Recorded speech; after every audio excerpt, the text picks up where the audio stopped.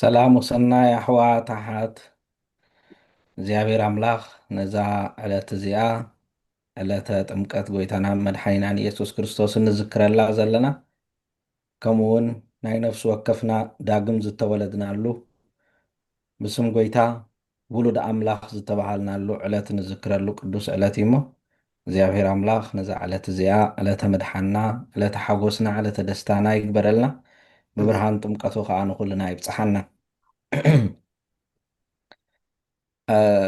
ኣብ ናይ ሎሚ ኣስተንትኖና ብዛዕባ ጥምቀት ጎይታና መድሓኒና ኢየሱስ ክርስቶስ ከነስተንትን ከለና ካብ ወንጌል ዮሃንስ ምዕራፍ 15 ኣብ ፍቕዲ 15 ቃል ወሲድና ዘላ ቃል ወይ ጥቕሲ ወሲድና ኢና ከነስተንትን ኣዕሩኸይኹም እብለኩም ኣለኹ ዝብል እዩ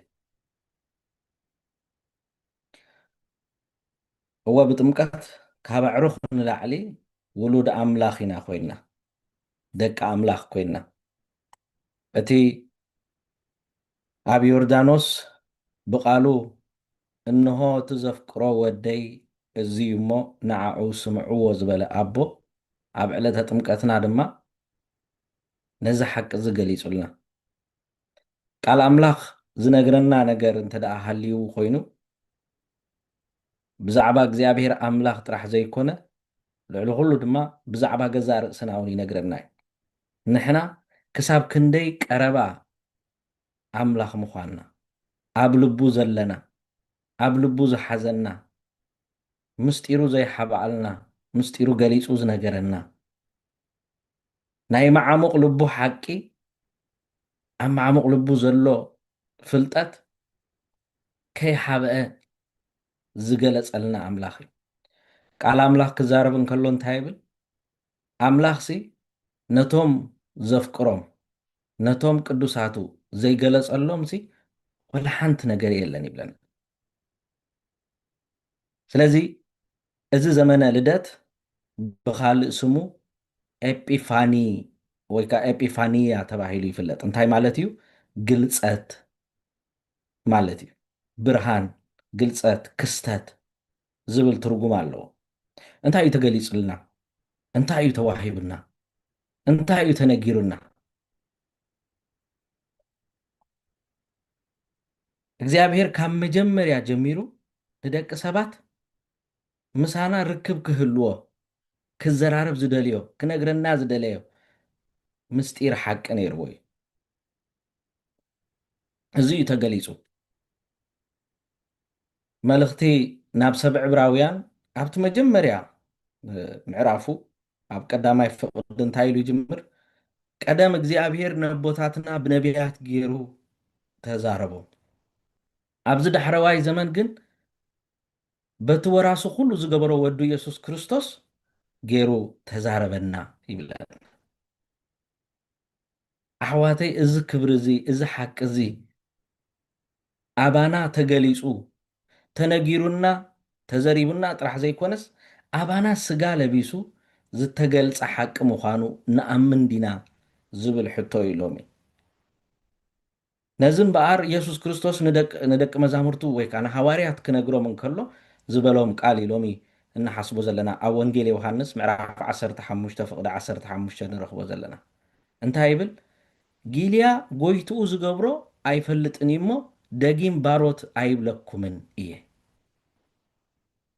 ኣሕዋተይ ሓተይ ኣስተውዕሉላ ሞዛ ቃል ባርያ ጊልያሲ ጎይትኡ ዝገብሮ ዝሓስቦ ዝፍጽሞ ኩሉ ሲ ኣይፈልጥን እዩ ኣነ ግን ደጊም ንስኻትኩም ባሮተይ ኢኹም ፍጡራተይ ኢኹም ግዙኣተይ ኢኹም ኣነ ኣምላኽኩም እየ ኢለ ክፅዋዓኩም ኣይደልን እየ ስለምንታይ ይብል ኢየሱስ ኣነ ግና ካብ ኣቦይ ዝሰማዕክዎ ኩሉ ኣፍሊጠኩም ኣለኹ እቲ እግዚኣብሔር ኣቦን ኣነ ንፈልጦ ኩሉ ኣፍሊጠኩም ኣለኹ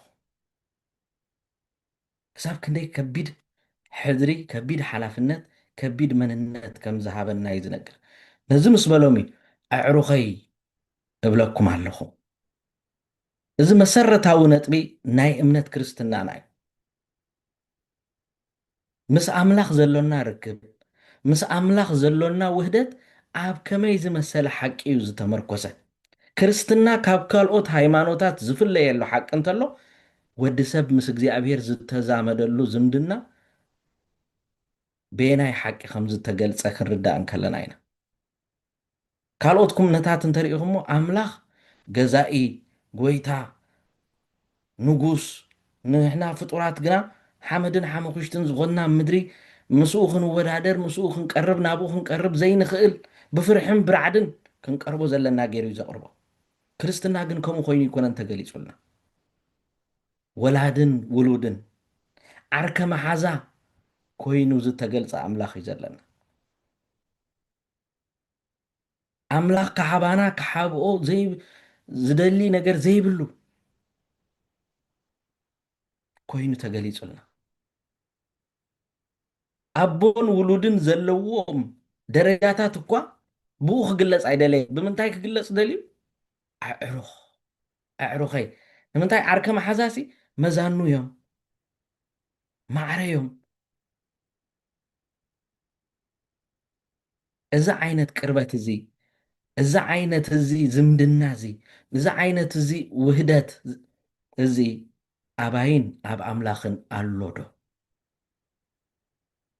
እቲ ኣብ ጥምቀት ዝተቐበልክዎ መንነት ሎሚ ኣባይ ሰሪፁ ኣሎ ዶ ዝብሎ ሕቶ ክሓትት ኢሎሚ ዝገብረኒ እታ ዳግም ዝተወለድ ኩላ ዕለት እግዚኣብሔር ኣቦ እቲ ዘፍቅሮ ወደይ እታ ዘፍቅሮ ጓለይ እንሆ እናበለ ዝመስከረላ ዕለት ናይ ዕለት ዕለት ምስክርነት ሓቂ ኮይና ኣብ ልበይ ትድውል ዶ? ነዚ ድማ ክነስተውዕሎ ክርድኦ ወትሩ ግዜ ኣብ ቃል ኣምላኽ ክንምለስ የድልየና። እዚ ቃል ሓቂ እዚ እዚ ቃል ኣምላኽ እቲ ኣብ ልብና ክሕተም ዝገብር ድማ መንፈስ ቅዱስ እዩ። እግዚኣብሔር ኣቦ ኣብ ሰማያት ኮይኑ እቲ ዘፍቅሮ ወደይ እዝዩ ንዕኡ ስምዕዎ እናበለ ብዛዕባ ወዱ ክምስክር እንከሎ መንፈስ ቅዱስ ጰራቅሊጦስ ድማ ብኣምሳል ርግቢ ወሪዱ ኣብ ርእሲ ወዱ ኢየሱስ ክርስቶስ ዓሊሙ።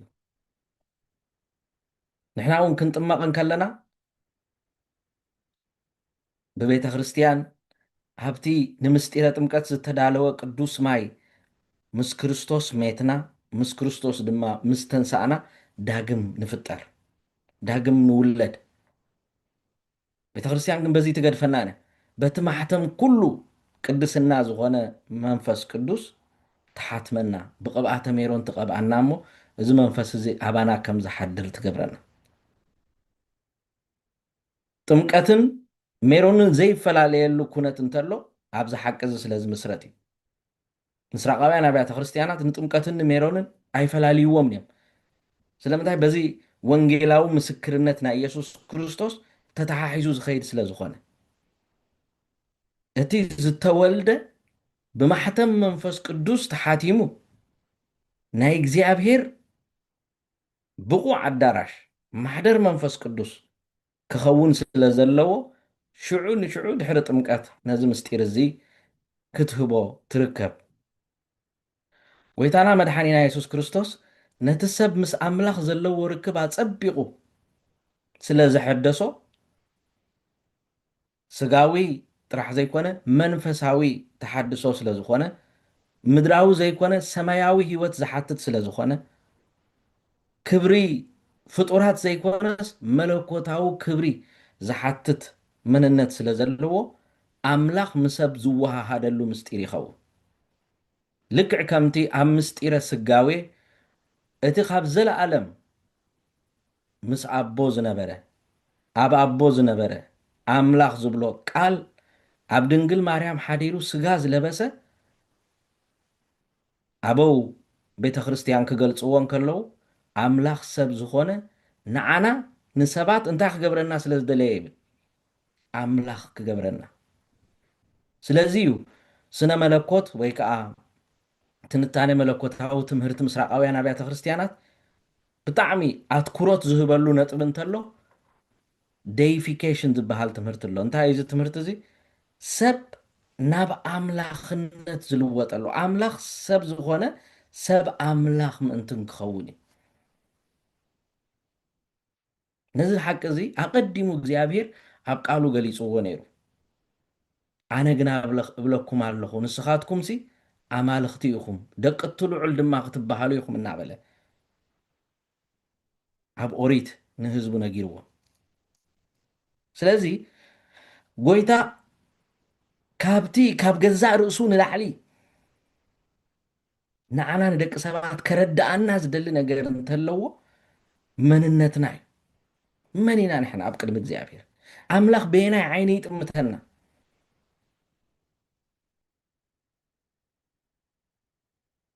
ኣብ ልደት ልክዕ ከምቲ እግዚኣብሔር ኣቦ ብዛዕባ ወዱ ዝዛረብ ዝነበረ ሎሚ እውን እግዚኣብሔር ካብቲ ብዛዕባ ገዛእ ርእሱ ንላዕሊ ብዛዕባና ክዛረብ እንከሎ ነዚ ሓቂ እዚ ከረዳእና ዝከብዶ እዩ ዝመስል።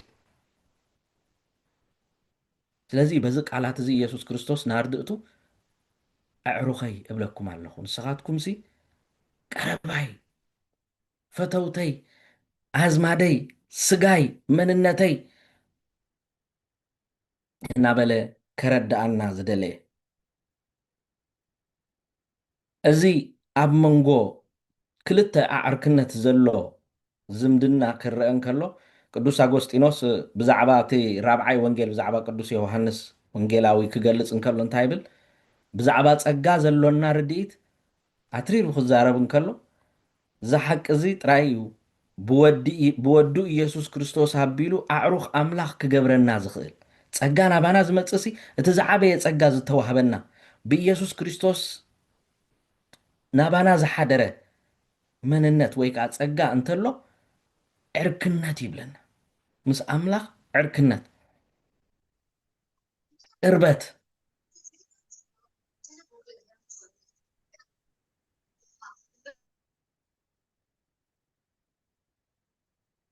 ኣብ ብሂል ኣበው ንረኽቦ ሓደ ነገር ኣሎ። ዕርክነት ኣብ መንጎ ክልተ ማዕረ ዝኾኑ ብዕድመ፣ ብደረጃ፣ ብፍልጠት ዘለው ክልተ ሰባት እዮም ዕሩኽ ዝኾኑ ሓቂ። ሓደ ባርያሲ ምስ ሓደ ንጉስ ዓርኪ ክኸውን ኣይክእልን እዩ። ግዝኡን ተገዛእን እዮም ዝኾኑ። እንተዘይኮይኑ ድማ ዕርክነት እንተመስሪቶም ክልቲኣቶም እንታይ እዮም ዝኾኑ? ማዕረ እዮም ዝኾኑ። እቲ ንጉስ ኣብ ደረጃ እቲ ዓርኩ ዝገበሮ እዩ ዝወርድ። እቲ ባርያ ድማ ምስ ንጉስ ዓርኪ እንተደኣ ኮይኑ ኣብ ደረጃ እቲ ዓርኩ ዝገበሮ ንጉስ እዩ ዝድይብ። እዚ ኣምላኽ ንዓይን ንዓኻትኩምን ከም ደቁ መጠን ከም ናቱ መጠን ከም ፍጡራቱ መጠን ዝሃበና ዕርክነት እንታይ ይመስል? ንሕና ማዕረ ኣምላኽ ኣይኮንና እንተኾነ ግን ኣምላኽ ብወዱ ብኢየሱስ ክርስቶስ ኣቢሉ ንዓኡ ክንመስል ገይሩና። ቅዱስ ጳውሎስ ክፅሕፍ እንከሎ እንታይ ኢሉ? እንታይ ከም ንመስል ሕጂ ክንፈልጥ ኣይንኽእልን ኢና፣ ድሓር ግና ብክብሪ ንኢየሱስ ክርስቶስ ምስ ረአናዮ ልክዕ ንዓኡ ከም እንመስል ሽዑ ክርዳእና ኢሉ። ሕጂ እቲ መንነትና ፀቢቑ ክርዳእና ኣይክእልን እዩ። ምስጢረ ጥምቀት እምበር ሙሉእ ብምሉእ ንኢየሱስ ክርስቶስ ክንመስል ዝገብረና ምስኡ ክንመውት እሞ ምስኡ ድማ ብሓድሽ ሂወት ክንትንስእ ሓደስቲ ፍጥረት ክንከውን ዝገብረና ምስጢር ምዃኑ ንርዳእ። በዚ ምክንያት እዚ እምበኣር ከምቲ ኣብ ኩሎም ቅዱሳት መፅሓፍቲ ከም እንረኽቦ ማለት ኣብ ኪዳናት ብሉይን ሓድሽን ተገሊፁልና ዘሎ ኣብ መንጎ ኣምላኽን ደቂ ሰብን ዘሎ ርክብ ወትሩ ሚዛናዊ ዝኾነ ናይ ርሕቀት ህሞት እኳ እንተሃለዎ ኣምላኽን ፍጡርን ዝብል ፍልልይ እኳ እንተሃለዎ ይኹን እምበር ብወልዱ ብኢየሱስ ክርስቶስ በቲ ስጋ ለቢሱ ሰብ ዝኾነ ኣብ ናይ መወዳእታ ዕላኡማው ከብፅሖ ዝደለዮ ነገር እንተለዎ ብኢየሱስ ክርስቶስ ኣቢሉ ኣምላኽ ደቁ ንክገብረና ኣዕሩኹ ንክገብረና እዚ ድማ በቲ ተነቃፊ ዝኾነ ሰብኣውነትና በቲ ንሓጢኣት ዝንባለ ዘለዎ መንነትና በቲ ድኹም ዝኾነ ሓመድን ሓሙኹሽትን ዝኾነ መንነትና ክገብሮ ዝፈተወ ፍቓድ ስለ ዝኾነ እዩ።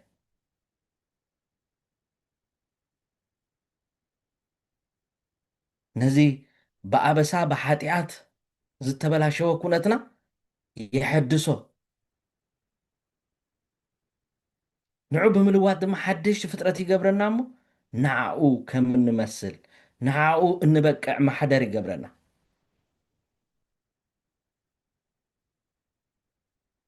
ስለዚ እምበሃር እዛ ሎሚ ነሰንትና ዘለና ቃል ኣዕሩኸይ እብለኩም ኣለኹ ዝበሎ ቃል ቃል ኣምላኽ ብተደጋጋሚ ክነግረና ዝደለየ መልእኽቲ እዩ።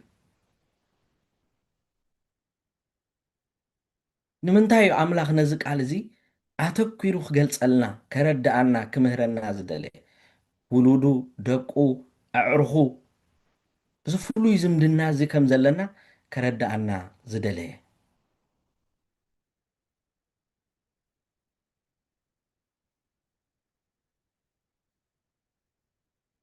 እቲ ዘይረአ ኣምላኽ እቲ ካብ ዘለዓለም ንብሕቱ ምሉእ ኮይኑ ፍጹም ኮይኑ ዝነብር ዝነበረ ኣምላኽ ንፍጡራት ክፈጥር እንከሎ ናይቲ ዝፈጠሮ ኩሉ ፍጥረት ኣኽሊል ዘውዲ ሰብ እዩ ነይሩ። እቲ ዕላማ ላዕለዋይ ናይ ተፈጥሮ ዕላማ ሰብ እዩ ነይሩ። ንሰብ ምስ ፈጠረ እዩ ኣምላኽ ናይ ፍጥረቱ ፍጻሜ ዝኾነ ኩሉ ነገር ቅድሚ ሰብ ዝተፈጥረ እምበኣር ንመን እዩ ተፈጢሩ? ንወዲ ሰብ እዩ ተፈጢሩ። ልክዕ ከምቲ ክቡር ጋሻ ዝመጾ ሰብ ገዝኡ ኣሰናድዩ መግቡ ኣሰናድዩ ዝጽበዮ እግዚኣብሔር ድማ ቅድሚ ንሰብ ምፍጣሩ ኩሉ እቲ ንሰብ ዘድልዮ ዘበለ ንሰብ ዘሐጉሶ ዘበለ ሰብ ዝምነዮ ዘበለ ፈጢሩ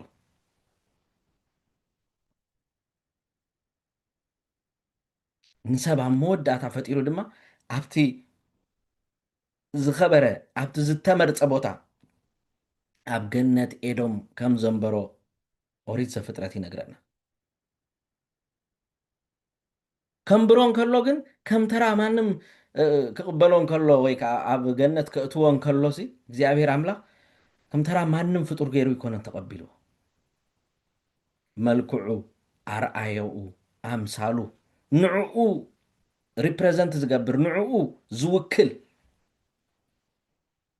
ልክዕ ከምቲ ኣብ ሓደ ቤተ መቕደስ ደቂ ሰባት ኣብቲ ናይ ገዛ ርእሶም ቤተ መቕደሳት ናይ ኣማልኽቶም ምስልታት ዘቐምጡ ዝነበሩ እግዚኣብሔር ድማ ኣብቲ ብቅድስናን ብክብርን ብፅባቐን ዝፈጠሮ ናይ ተፈጥሮ ቤተ መቕደስ ንወዲ ሰብ ከም ምስሉን ኣርኣያኡን ገይሩ ከቐምጦ ከሎ ኢና ንርኢ።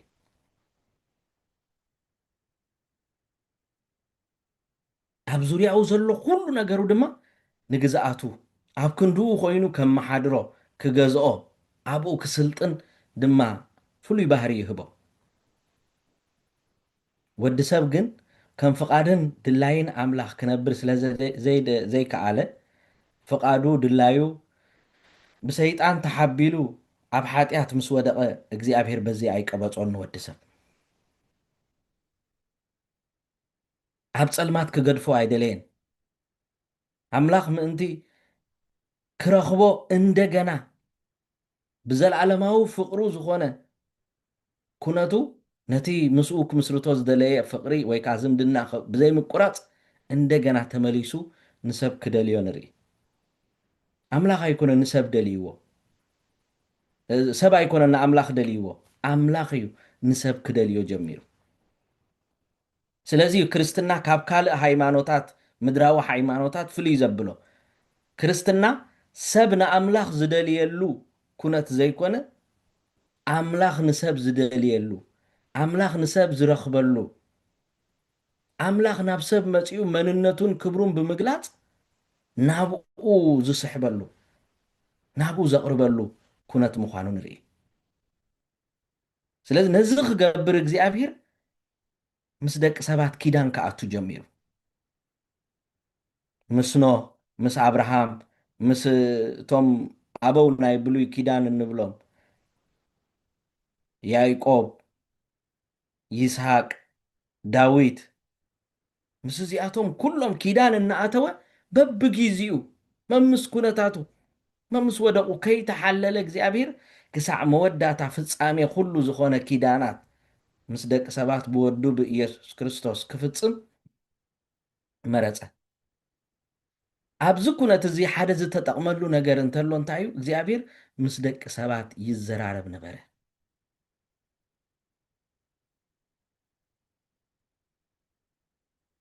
ርክቡ ኣይቋረፀን። ሰብ ምስ ኣምላኽ ዝወሃሃደሉ ነገር እንተሎ ርክብ እዩ። ኮሚኒዮን እንብሎ ማለት እዩ። ረኣይዎ እሞ ኢየሱስ ክርስቶስ ካብቲ ኣብ መወዳእታ ንሃዋርያቱ ከም መፀናንዒ ዝገደፈሎም ቃል እንተሎ ክሳዕ መወዳእታ እንታይ ኢልዎም? ምሳኻትኩም እየ። እንታይ ክገብር እዩ ምሳና ዘሎ? ክዛረበና፣ ክምዕደና፣ ምሳና ክጓዓዝ፣ ንስቃይናን መከራናን፣ ንሕማምናን ሽግርናን፣ ንሓጎስናን ደስታናን ንኩሉ ክካፈል ማለት እዩ። ንሕና ክርስቲያን በይንና ኣይኮንናን ማለት እዩ። ኣብቲ ዝኣምን ዘበለ ኣቦን ኣነን መፂና ኣብኡ እንታይ ክንገብር ኢና ኢሉ? ማሕደርና ክንገብር ኢና ኢሉ። ስለዚ ማሕደር መንፈስ ቅዱስ ቤተ መቅደስ ኣምላኽ ካብ ኮንና ንሕና መንነትና ዝተገልፀሉ በዓል እዩ ማለት እዩ። ኣብ መንጎ እግዚኣብሔርን ኣብ መንጎናን ዘሎ ርክብ ከመይ ኢልና ኣፅኒዕና ክንሕዞ ንኽእል? ተቐዳማይ ሕቶ ክንሓቶ ዘለና ኣምላኽ ሓራይ ምሳና ብኺዳን ብፀጋ ብጥምቀት ብሜሮን ብቅዱሳት ምስጢራት ብቃሉ ኩሉ ግዜ ምሳና ክኸውን ደልዩን ፈቂዱን እዩ። ንሕና ግን ምስኡ እንኾነሉ ምስኡ እንዛመደሉ ነዚ ኪዳን እዚ እንቕበለሉ ነዚ መንነት እዚ ሕራይ ኢልና ንስዕበሉ ኩነት እንታይ እዩ እንተበልና ሂወት ፀሎት እዩ። ሂወት ምስጢራት፣ ሂወት ቃል ኣምላኽ።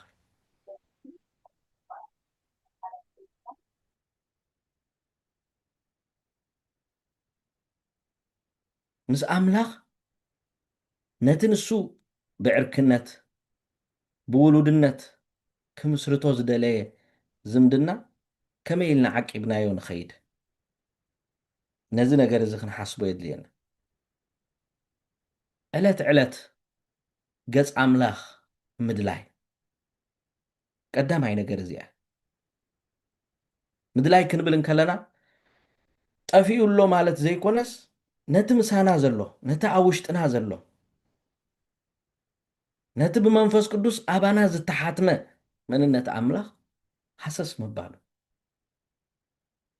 መልክዑ ኣርኣያው ብምዃንና ገዛ ርእስና ዕለት ዕለት ብምምርማር ብቃል ኣምላኽ ገዛ ርእስና ንክንምላእ ብምፍቃድ ህላዊ ኣምላኽ ክወርሰና ክቆፃፀረና ንኣምላኽ ዝኾነ ግዜ ምህላው ማለት እዩ። ሎሚ እንተሪእናዮ ፍልጠት ኣይኮነን ጎዲልና ዘሎ። ሎሚ ጎዲልና ዘሎ ነቲ ዝፈለጥናዮ ነገር ምዃን እዩ።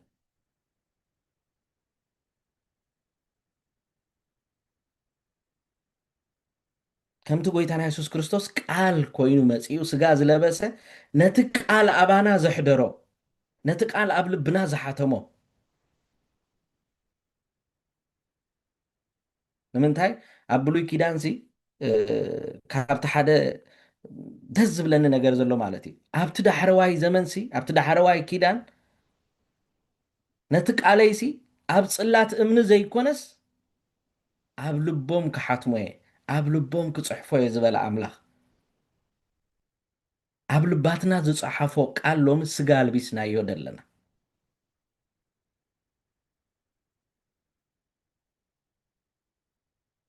እቲ ንዕኡ ክንመስል ብኣብነቱ ክንመላለስ ብቃሉ ክንጓዓዝ ኣዕሩኸይ ደቀይ ኢሉ ዝፀዋዓና ኣምላኽ ብሓቂ ነዚ ተስፋ እዚ ነዚ ፀዋዕታ እዚ ስጋ ልቢስናዮ ደለና ዝብል ሕቶ እዩ።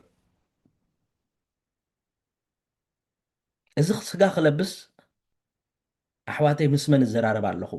ኣብቲ መጀመርያ እውን ደቂ ሰባት ዝተጋገይዎ ነገር እንተሎ እዚ እዩ ነይሩ። ምስ ኣምላኽ ምዝርራብ ገዲፎም ሄዋን ምስ መን ክትዘራረብ ጀሚራ? ምስቲ ዲያብሎስ ክትዘራረብ ጀሚራ። ብዙሕ ግዜ ንደቂ ሰባት ዘጥቃዓና ነገር እንተሎ እቲ እንኸፍቶም ኣፍ ደጌታት እዮም። እዛና ልብና ንመን ኢና ንኸፍተሉ?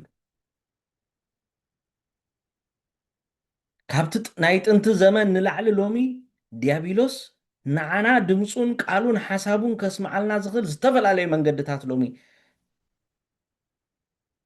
ኣፅኒዑ ኣሎ።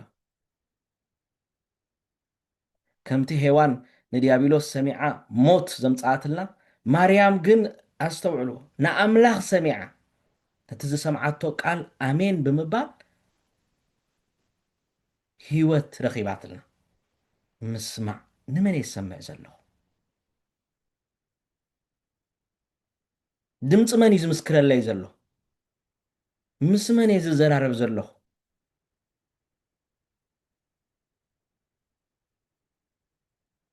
ትህላዌና ክብርና መንነትና ዝትንከፍ ወይ ኣብ ኮንዶኾን ክኣቱ ዝኽእል እንሰምዖ ኣብ ዙርያና ዘሎ ነገራት እዩ።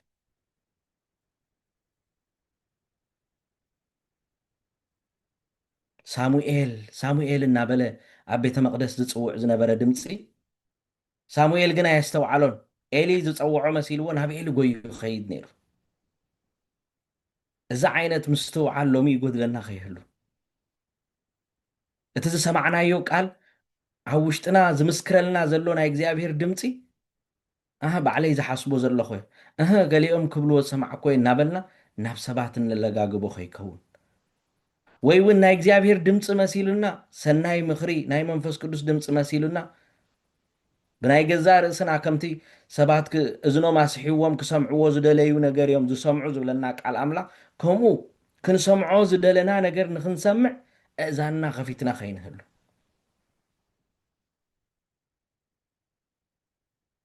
ናብ ስሕተት ናብ ውድቀት ዝመርሕ ነገራት ከይመፀና ክንሰምዕ እምበኣር ንኣምላኽ ክንሰምዖ ብቐዳማይ ደረጃ ክንሕዞ ዘለና ቃል ኣምላኽ እዩ፣ ቅዱስ መፅሓፍ እዩ።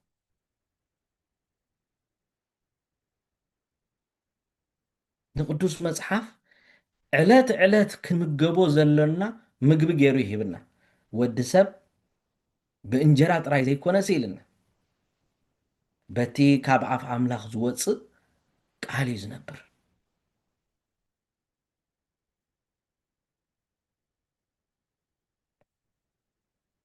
ካብቲ ዕለታዊ ዝምገቦ መግቢ ንላዕሊ ንቃል ኣምላኽ ሃረር ክብሎ ኢሎም ዝፅዋዕ ዘለኹ ማለት እዩ። ንምንታይ? ኣብኡ ሂወት ኣሎ፣ ኣብኡ ምድሓን ኣሎ፣ ኣብኡ ምንጋፍ ኣሎ፣ ኣብኡ ብርሃን ኣሎ፣ ኣብኡ ፅድቂ ኣሎ፣ ኣብኡ ፈውሲ ኣሎ፣ ኣብኡ በረኸት ኣሎ። ኣብታ ሓቅቲ ናይ መንነተይ ምግላፅ ኣሎ። እዚ ምግላፅ እዚ ንዓይ ድማ ንዘለኣለማዊ ሂወት ከብፅሓኒ ዝኽእል ስንቂ ሂወተይ እዩ ኢለ ተረዲኤ ንቃል ኣምላኽ ዕለት ዕለት ከንብቦ ከስተንትኖ ይፅዋዕ። ቅዱስ ዳዊት ብዛዕባ ቃል ኣምላኽን ወዲ ሰብን ክህልዎ ዘለዎ ዝምድና ክዛረብ እንከሎ ኣብ ቀዳማይ ምዕራፉ ኣብ ቀዳመይቲ መዝሙሩ እንታይ ይብል? እቲ ለይትን መዓልትን ንቃል ኣምላኽ ዘስተንትኖ ሰብ ይብል። ከመይ ኢልዎ ገሊፅዎ? ባባ ኣብርሃም እስከ መልኡ ለይዚያ ከመይ ኢሉ ገሊፅዎ? እቲ ንቃል ኣምላኽ ለይትን መዓልትን ዘስተንትኖ ሰብሲ ከምታ ኣብ ዓይኒ ማይ ሱራ ተተኺላ ተተኺላ ኣብ ወሓዚ ማይ ተተኺላ ኣብ ዓይኒ ማይ ተተኺላ ሲ ማይ እናሰተየት በብግዚኡ ፍሪኣት ትህብ ቆፅላ ዘይንገፍ ኢሉ ገሊፁ ኣብ ማይ ተተኺላ ርኢኹም ኣብ ጥምቀትና ክንትከል ኣብ ጥምቀትና ተተኺልና ሲ ካብ ማይ ጥምቀትና ዕለት ዕለት እናሰተና እናጉላዕላዕና ክንዓቢ ዘድልየና ነገር እንታይ እዩ ለይትን መዓልትን ንቃል ኣምላኽ ምስማዕ ንዕኡ ምስትንታን ንቃል ኣምላኽ ምሕሳብ ንቃል ኣምላኽ ምምጋብ እምበኣር እንታይ ዝገብረና ኣብ ጥምቀትና ኣብቲ ዘይነፅፍ ፈልፋሊ ማይ ኮይኑ ዳግም ዝወለደና ናይ ጥምቀትና ማይ ተተኺልና ካብኡ ዘይነፅፍ ማይ ሂወት እናሰተና ምንባር እዩ ምንባር ጥራሕ ግን ኣይኮነን ከዓ ኢልዎ ዘሎ ክልተ ዓበይቲ ነጥብታት ጠቂሱ ቆፅላ ዘይንገፍ ፍሪኣ ድማ በብግዚኡ እትህብ ቆፅላ ዘይንገፍ ማለት እንታይ ማለት እዩ ኣብ ሰብኣዊ ኩነት ክንትርጉሞ ከለና ፀጋኡ ዘይንገፍ በረኸቱ ዘይንገፍ ባህርያቱ ምስ ኩነታት ዘይቀያየር ሎሚ ሰብና እንታይ ኮይኑ ዘሎ ሰኑይ ዝርኤኻዮ ሰሉስ ካልእ ኮይኑ ይፀንሓካ ኣብ ቤተ ክርስቲያን ዝርኤኻዮ ኣብ ዕዳጋ ካልእ ኮይኑ ይፀንሓካ ኣብ ገዛ ካልእ ኮይኑ ይፀንሕ ምስ ጓና ካልእ ኮይኑ ይፀንሕ ዝቀያየር ገፅ ዘለዎ ማለት እዩ ተለዋዋጢ